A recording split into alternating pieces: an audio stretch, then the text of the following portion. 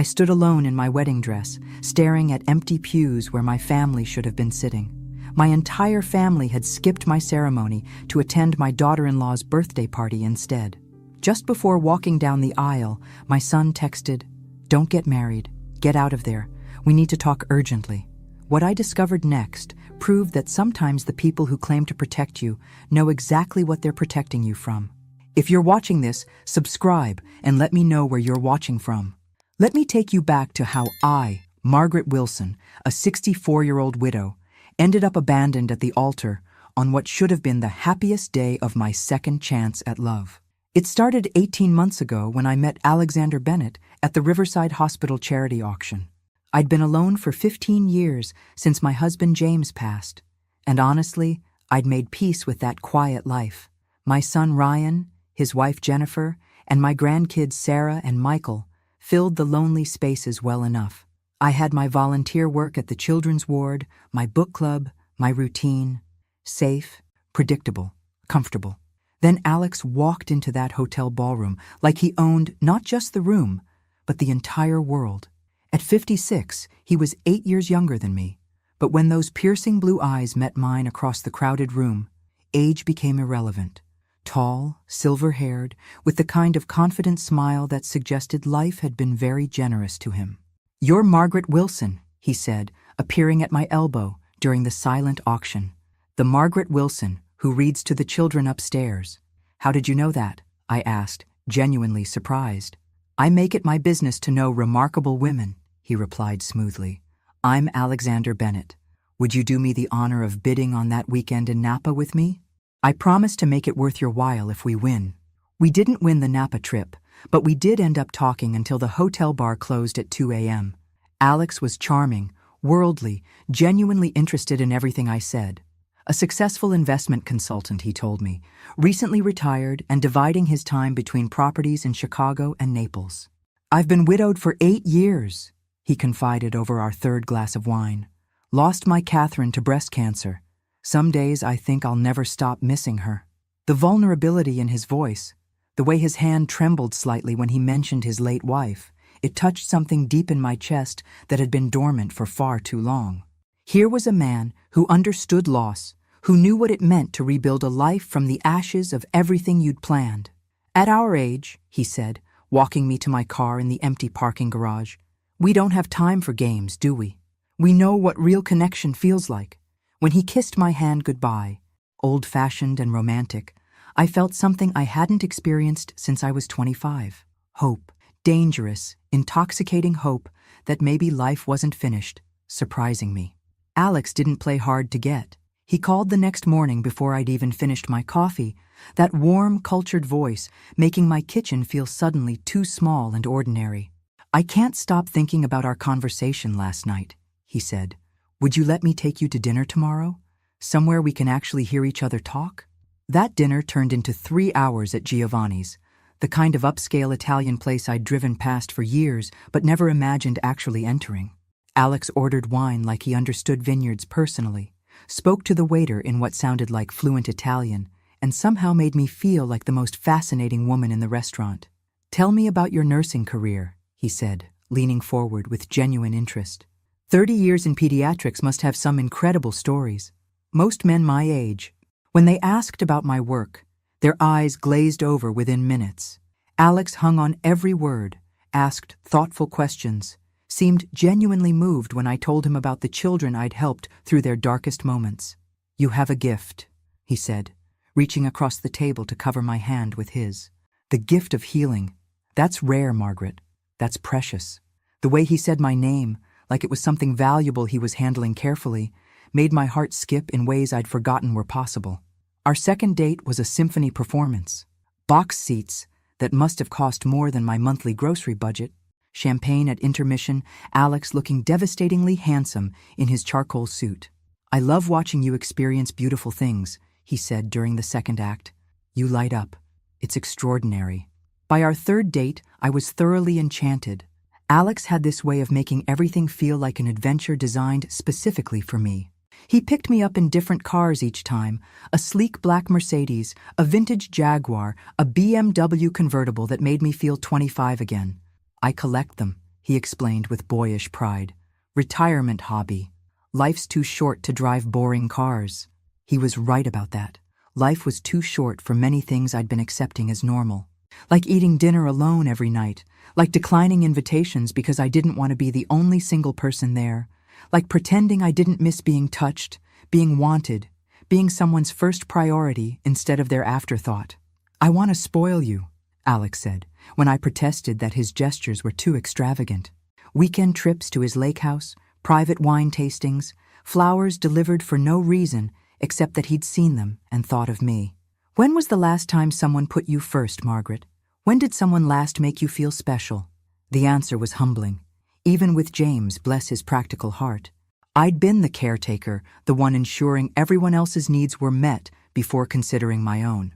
With Alex, I became the center of attention in ways that felt both thrilling and slightly overwhelming. For the first time in 15 years, I felt like a desirable woman instead of just a dependable widow. I should have paid attention to the first signs of my family's discomfort, but I was too busy floating on clouds to notice the storm gathering below. The first time Ryan met Alex was at Sarah's school play in October. I'd been nervous about the introduction, but Alex was perfection itself, arriving with flowers for Sarah and asking Ryan intelligent questions about his accounting practice. "Investment consulting must be lucrative," Ryan said afterward, and I caught that careful tone he used when evaluating a client's financial statements. "What firm was he with again?" "He's retired," I answered, basking in my son's impressed expression. "Sold his own company and now manages his portfolio privately." Jennifer was immediately charmed by Alex's old-world manners and obvious wealth. "He's so distinguished," she whispered, while Alex taught Michael how to throw a proper spiral in the backyard. Those clothes alone probably cost more than Ryan's entire wardrobe. I glowed under her approval, finally feeling like I had something enviable instead of just being the reliable grandmother who babysat on weekends. Alex insisted on taking the whole family to dinner at the country club, where he was supposedly a member. "I want to get to know the people Margaret loves most," he said, though I noticed he paid the considerable bill in cash rather than signing for it. "Cash flow preference," he explained smoothly when Ryan's eyebrow raised. "I like to keep some liquidity available." That dinner should have been perfect. Alex was charming, attentive to the children, respectful to Ryan and Jennifer. But I caught my son studying Alex with increasing intensity as the evening progressed, particularly when Alex casually mentioned his various properties and investment successes. "Real estate in Naples is exploding," Alex said. "I picked up my place there for a song 5 years ago. Worth triple now." "Which area of Naples?" Ryan asked casually. "Pelican Bay," Alex replied without hesitation. "Waterfront condo. The sunsets are spectacular." But I saw something flicker across Ryan's face. Some subtle recognition that made my stomach tighten with undefined worry. On the drive home, Ryan was unusually quiet. "Everything okay?" I asked. "He seems nice," Ryan said carefully. "Very confident." There was something in his tone I couldn't quite identify, something that made me defensive in ways I didn't fully understand. "He's successful, Ryan. Some people are comfortable with their accomplishments." But even as I said it, I wondered why I felt the need to defend Alex at all. Why couldn't I just enjoy my son's acceptance of the man who was making me happier than I'd been in years? That night, lying alone in my bed, I found myself replaying the evening, searching for whatever had put that expression on Ryan's face. But then Alex called to say goodnight, his voice warm and intimate in the darkness, and all my doubts melted away like ice in sunshine. By Thanksgiving, Alex had seamlessly integrated himself into our family traditions, though the seams were starting to show if you knew where to look. He arrived at Ryan and Jennifer's house with expensive wine and thoughtful gifts, playing the perfect gentleman who'd captured grandmother's heart. But I began noticing small things. The way Ryan's jaw tightened when Alex mentioned his latest investment success. How Jennifer's smile became more forced each time Alex casually referenced his wealth. "He's very generous with details about his finances," Jennifer commented while we prepared dessert. "Most wealthy people I know are more private about money." She was right, but I pushed away the observation. Maybe Alex was just proud of his success, excited to share his good fortune with people he was growing to love. Christmas Eve at my house should have been magical. Alex insisted on providing the champagne, an expensive vintage that made Ryan whistle appreciatively despite his growing reservations. "This must have cost more than our mortgage payment," he said, studying the label. "Special occasion," Alex replied smoothly. "Your mother deserves the finest things." But during gift exchange, I noticed the family's reactions becoming more strained. Alex's presents were lavish, almost aggressively expensive. A designer handbag for Jennifer that probably cost more than she spent on clothes in a year. Professional golf equipment for Ryan that seemed chosen more for price than thoughtfulness. For the children, electronics so advanced they seemed overwhelmed rather than thrilled. "It's too much," I whispered to Alex in the kitchen. "I don't think they're comfortable with such expensive gifts." "Nonsense," he replied, pulling me close. "I want to share my success with the people you love. Money is meant to be enjoyed, Margaret." New Year's Eve was when the first real crack appeared. Alex had planned an elegant evening at his supposed penthouse downtown. But when we arrived, something felt off. The doorman seemed confused by our presence, and Alex had to show identification and make several phone calls before we were allowed up. "New security protocols," he explained, but I caught him sweating slightly despite the winter cold. The penthouse was stunning, but it felt strangely impersonal, like a luxury hotel suite rather than someone's home. No family photos, no personal touches, nothing that suggested Alex actually lived there. "How long have you owned this place?" I asked, running my fingers along the spotless marble countertop. "A few years," he answered vaguely. "I'm thinking of selling it actually. Too much space for one person." That night, as fireworks exploded over the lake, Alex dropped to one knee with a ring that caught the colorful light like captured starfire. "Marry me, Margaret," he said, his voice thick with emotion. "Let's stop being alone. Let's build something beautiful together." The ring was magnificent, an Art Deco design with a center diamond that took my breath away. "Say yes to happiness," he whispered, slipping the ring onto my trembling finger. "Say yes to us." And I did. God help me. I said yes to the fairy tale. Yes to feeling young and chosen and precious again. I said yes to a man who made me feel like the heroine of my own love story. I should have been saying yes to the private investigator my son was already planning to hire. The engagement announcement sent shockwaves through my small world, though not all of them were celebratory. Ryan's congratulations felt forced, his smile tight around the edges. Jennifer hugged me enthusiastically, but I caught her exchanging meaningful looks with her husband when she thought I wasn't watching. 6 months is awfully fast, my sister Beth said during our weekly phone call. "You barely know this man, Margaret." "I'm 64 years old," I replied, probably more sharply than necessary. "I think I can judge character after all these years." But even as I said it, I wondered why everyone seemed determined to find problems with my happiness. Alex suggested a spring wedding, nothing too elaborate, just close family and friends at St. Margaret's Chapel where James and I had been married. "I want to honor your history while we create our future," he said, and I melted at his thoughtfulness. He insisted on handling most arrangements himself, claiming he wanted to surprise me, to remove all stress so I could simply enjoy being a bride again. "Let me take care of everything," he said, kissing my forehead tenderly. "You've spent your whole life taking care of everyone else. It's time someone took care of you." How romantic it seemed. How convenient it was that I never spoke directly to caterers, florists, or vendors. We spent February looking at houses since Alex insisted we needed a fresh start somewhere new. "Your place has too many memories of James," he said gently. "Let's find something that's completely ours." The homes he showed me were magnificent, far beyond anything my teacher's pension could afford. But Alex waved away my concerns about cost. "I've been conservative with investments my whole life," he explained as we toured a stunning Tudor revival with a price tag that made me dizzy. "What's the point of financial security if we don't use it to create the life we want?" He was right, of course.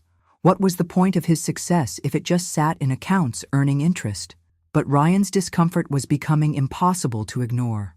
"Mom, have you seen any financial statements? Bank records? Investment portfolios?" He cornered me after Sunday dinner, his CPA training clearly in overdrive. "You're about to combine assets with someone you've known less than a year." "Ryan, that's terribly unromantic," I scolded. Though his questions planted seeds of doubt I immediately tried to uproot. Alex is a private person about business matters. Successful people often are. Besides, I'd seen evidence of his wealth everywhere. The cars, the clothes, the effortless way he spent money. You couldn't fake that kind of consistent affluence, could you? The rehearsal dinner should have been perfect. Alex had arranged everything at the Riverside Country Club, the same venue where we'd met.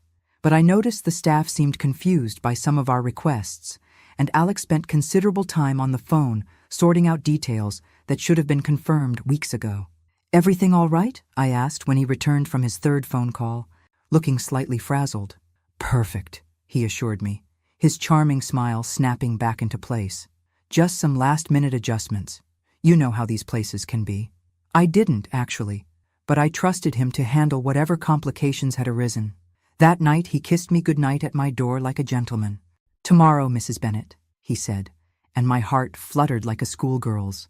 Tomorrow, I would walk down the aisle to marry a man who made me feel like the luckiest woman alive. If only I'd known I was actually walking toward the biggest con of my life. The morning of my wedding dawned gray and drizzly, not the sunny April day I'd hoped for, but I refused to see it as an omen. "Rain on your wedding day is good luck," Jennifer assured me as she helped with my hair, though her enthusiasm seemed forced. The cream silk dress Alex had insisted on buying made me feel elegant rather than ridiculous, and the pearl necklace James had given me on our 20th anniversary provided the perfect touch of sentiment. "You look beautiful, Mom," Ryan said when he arrived to escort me to the church, but his eyes remained troubled.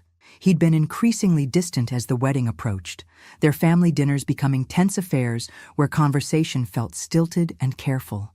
"It's not too late to postpone," he said quietly as we drove toward St. Margaret's. "If you're having any doubts—" "I'm not having doubts," I replied firmly, though something in his tone made my stomach flutter with undefined anxiety. "I'm marrying a wonderful man who loves me. Try to look happy about it." But even as I said the words, I couldn't shake the feeling that everyone was keeping secrets from me, walking on eggshells around topics they couldn't quite bring themselves to discuss. At the church, I retreated to the small bridal room to wait for my cue.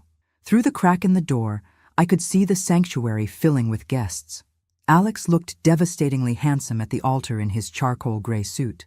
Every inch the distinguished gentleman I'd fallen in love with. Everything was proceeding exactly as we'd planned. Except it wasn't. As the minutes ticked by, I began to notice something was wrong.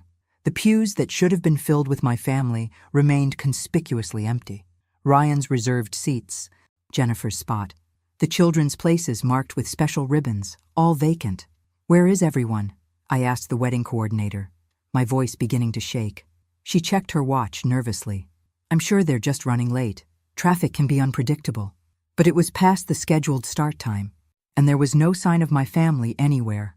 I tried calling Ryan's phone, but it went straight to voicemail. Jennifer's too.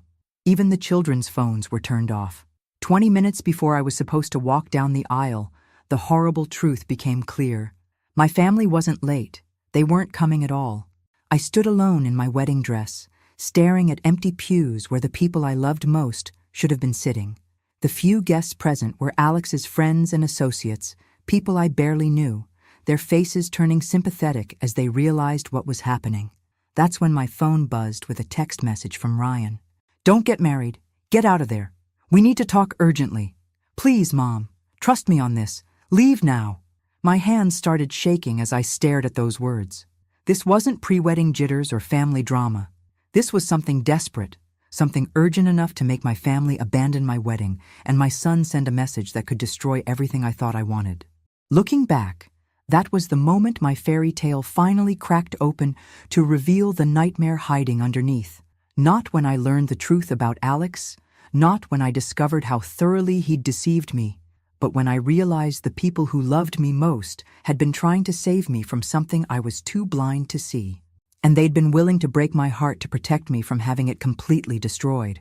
I found my entire family gathered in Ryan's living room like they were holding some kind of intervention. Jennifer looked guilty, the kids confused, and Ryan like he hadn't slept in days. "Well," I said, still in my wedding dress, "this better be good. You just destroyed my wedding day to attend Jennifer's birthday party that nobody mentioned was happening." Ryan stood up, his face pale. "Mom, sit down, please." "I'll stand, thank you. I've been standing alone at an altar for the past hour." The sarcasm in my voice could have cut glass. But honestly, what did they expect? Sweet, understanding Margaret? That woman just got left at the altar by her own family. "We didn't go to Jennifer's party," Ryan said quietly. "There was no party, Mom. We made that up." I stared at him, my brain struggling to process his words. "You made it up? You lied to avoid my wedding?" Jennifer stepped forward, tears in her eyes. "Margaret, we've been investigating Alex for 3 months. We hired a private investigator." The words hit me like a physical slap. "You did what?" "We had to," Ryan said desperately. Something didn't add up. The stories, the money, the way he avoided giving concrete details about anything. So I called my friend Pete, who works in financial fraud investigation. I sank into the nearest chair, my legs suddenly unable to support me. "You investigated my fiancé behind my back." "We investigated a man who was asking too many questions about your finances," Ryan corrected. "A man who somehow knew exactly how much Dad's life insurance policy was worth before you ever told him." That stopped me cold. I'd mentioned James's life insurance exactly once, in passing, months ago. How would Alex know the specific amount unless— "We have files, Mom," Jennifer said gently. "Photographs, financial records, police reports. Alex Bennett isn't who he says he is." Ryan disappeared into his study and returned with a thick manila folder. "His real name is Anthony Brewster. He's 56, just like he told you. But he's not a widower. He's never been married. And he's not wealthy. He's a professional romance scammer who targets widowed women with substantial assets." My hands shook as I opened the folder. The first document was a police report from Tampa, Florida. A photograph of Alex, but the name underneath read, Anthony Brewster. Charges: fraud, elder abuse, theft by deception. The victim was a 68-year-old widow named Dorothy Chen who'd lost her entire life savings to this man. "There are 7 other women," Ryan continued, his voice gentle but relentless. "All widows between 60 and 75. All had significant assets. All lost everything to the same man using different names and slightly different stories." I stared at more photographs, more police reports, more broken lives. Sarah Martinez in Phoenix, Linda Thompson in Denver, Nancy Williams in Seattle. "The lake house in Wisconsin?" I whispered. "Rented under a fake name for the weekends he took you there. The penthouse? Same thing. Short-term rental. The cars? Leased under various aliases with forged credit applications." Jennifer's voice was breaking. "Margaret, he's been planning this for months, learning about you, your routines, your finances." I thought about all those casual questions Alex had asked, about James's pension, my retirement accounts, the house. Questions that had seemed like normal getting-to-know-you conversation, but now felt like an interrogation disguised as pillow talk. "The ring," I said, looking down at the beautiful diamond still sparkling on my finger. "This has to be worth thousands." Ryan shook his head sadly. "Cubic zirconia. Very convincing, but worthless. Pete had it appraised yesterday while you were at the rehearsal dinner. Everything I thought I knew was crumbling around me like sandcastles at high tide. But instead of devastation, I felt something else rising in my chest. Rage. Pure, clean, magnificent rage. "So let me get this straight," I said, my voice dangerously calm. "While I was planning my dream wedding, you were building a criminal case against my fiancé?" Ryan had the grace to look ashamed. "We wanted to be sure before we said anything. We knew how happy he made you, how considerate of you to let me live in a fool's paradise right up until the altar." I pulled off the fake ring and threw it across the room where it bounced off the wall with a satisfying crack. What exactly was the plan here? Let me marry a con artist and figure it out on the honeymoon. Jennifer grabbed my hands. "We tried to hint, to make you see the inconsistencies. But you were so happy, and he was so convincing.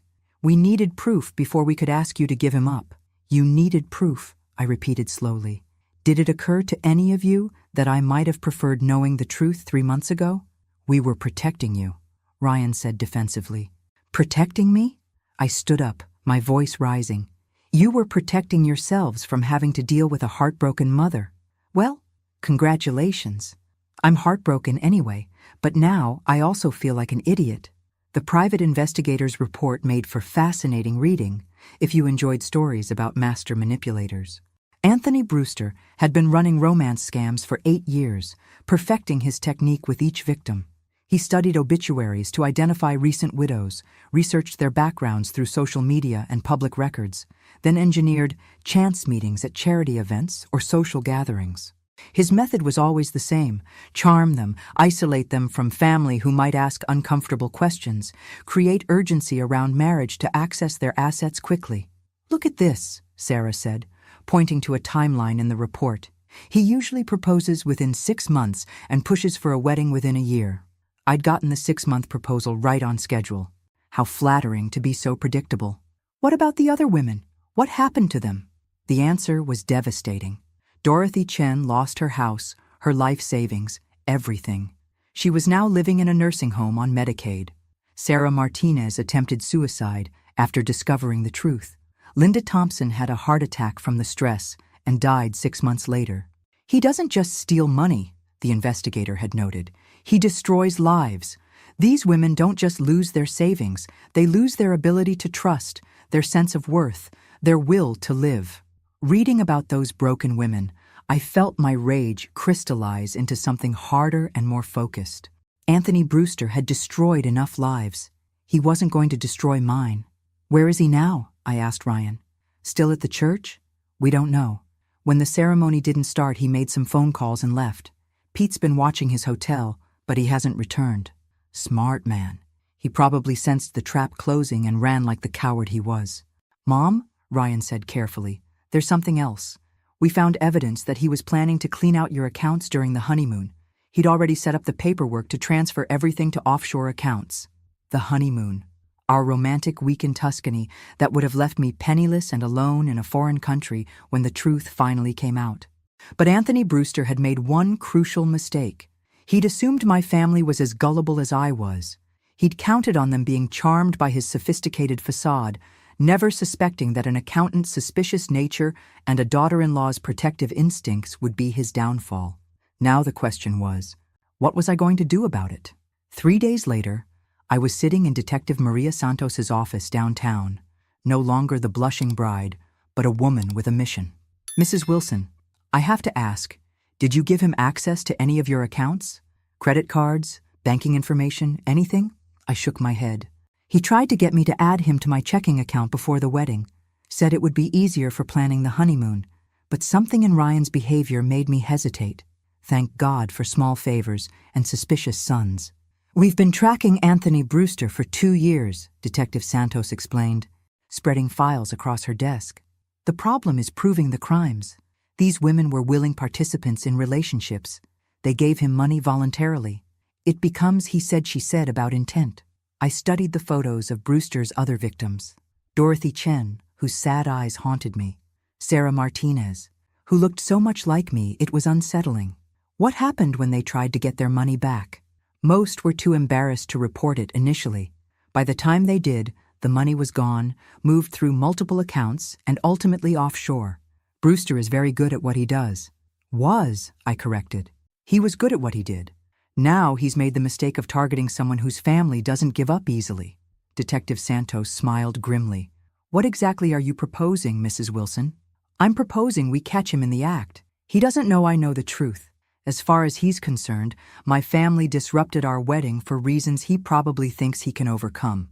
The plan was elegant in its simplicity. I would contact Alex, play the heartbroken bride who'd been abandoned by her cruel family. I'd suggest we elope immediately, just the two of us, romantic and spontaneous. During the process of arranging our quickie wedding, he'd inevitably ask for access to my accounts to handle the details. "It's dangerous," Detective Santos warned. "If he suspects you know, he could become violent. We've had reports of threats against women who tried to expose him." "Then you better make sure you're watching closely," I replied, "because I'm not letting this man destroy one more life." Ryan was horrified when I explained the plan. "Mom, absolutely not. It's too risky. Ryan, I'm 64 years old. I've survived raising a stubborn son, 30 years of pediatric nursing, and being widowed at 49. I think I can handle one con artist. Besides, I had advantages Anthony Brewster couldn't anticipate. I wasn't the naive widow he thought he was dealing with anymore. I was a woman who'd spent 3 days studying his methods, understanding his psychology, planning his downfall. He'd taught me valuable lessons about deception and manipulation. Time to show him what an excellent student I was. Jennifer helped me craft the perfect text message to send to Alex. Heartbroken, but hopeful. Hurt, but still in love. Desperate to salvage our relationship despite my family's interference. "You should have been an actress," she said, reading my draft. "This is perfect. You sound exactly like his ideal victim." The response came within an hour. Alex was devastated by our wedding's disruption. So sorry I'd been hurt by my family's cruelty, eager to prove our love could overcome any obstacle. He suggested we meet for dinner to discuss our future. "Just the two of us, darling. We don't need anyone else's approval to be happy." Oh, Anthony, I thought, deleting his real name from my phone and saving him as Target. "You have no idea what kind of happiness I'm about to give you."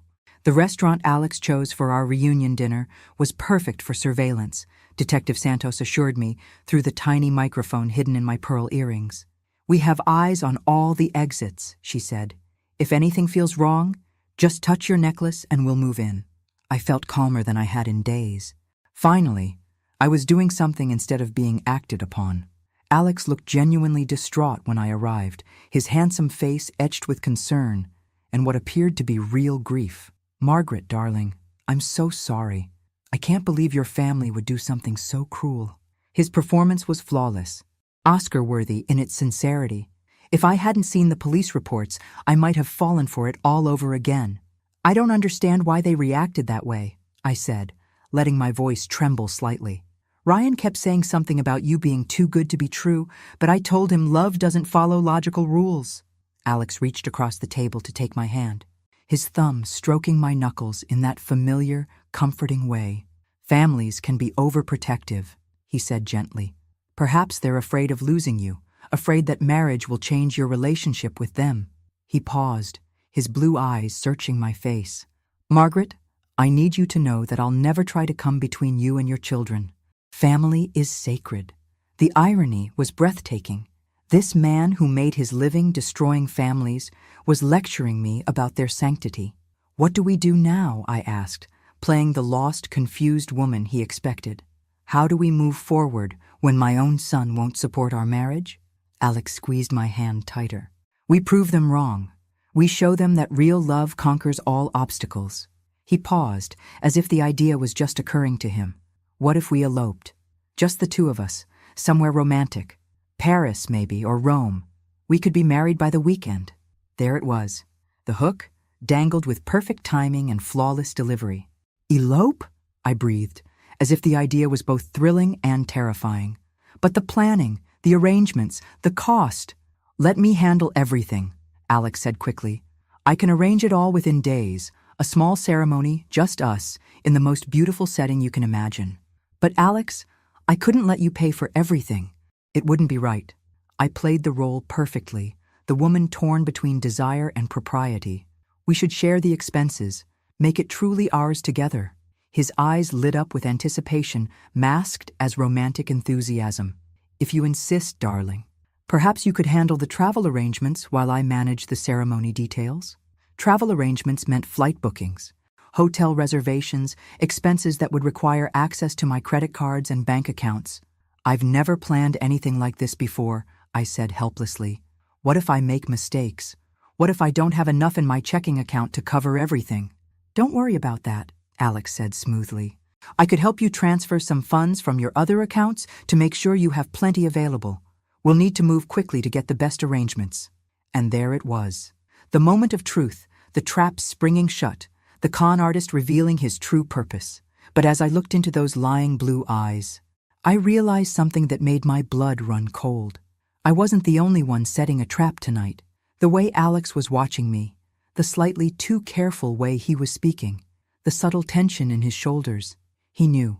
Somehow, some way, Anthony Brewster had figured out that I knew exactly who he was. The question was, which one of us was better at this dangerous game we were playing? "You know," Alex said, his voice dropping its warm, loving tone like a mask being removed, "I have to admire your family's thoroughness. That private investigator was very good. It took me days to spot the surveillance. I felt my heart stop, but forced myself to keep breathing normally. I don't know what you're talking about. Alex laughed, a sound completely different from the warm chuckles I'd fallen in love with. This laugh was cold, calculating, predatory. Margaret, please, don't insult my intelligence. Your performance tonight has been admirable, but your son's been watching me from the bar for the past 20 minutes, rather sloppy for a man trying to be discreet. I glanced toward the bar, and sure enough, there was Ryan, trying to look casual while obviously monitoring our table. Detective Santos had insisted on backup, but apparently our backup was about as subtle as a neon sign. Very well, I said, sitting back in my chair. Anthony Brewster, I presume? His smile became genuinely amused. There's the intelligent woman I fell in love with. Yes, that's one of my names. I have several others. Alexander Bennett was created specifically for you, Margaret. I researched you for months before our chance meeting. How flattering. Tell me, how many women have you destroyed with this routine? I kept my voice steady, though inside I was screaming. This monster had studied me like a laboratory specimen, crafted a perfect fantasy specifically designed to exploit my loneliness and vulnerability. 7 successful operations before you, he said, with the casual pride of a businessman discussing quarterly earnings. Total take of approximately $4.2 million. You would have been my retirement fund, Margaret. Your assets were perfectly positioned for my final score. The casual way he discussed ruining lives made my skin crawl. What about Dorothy Chen?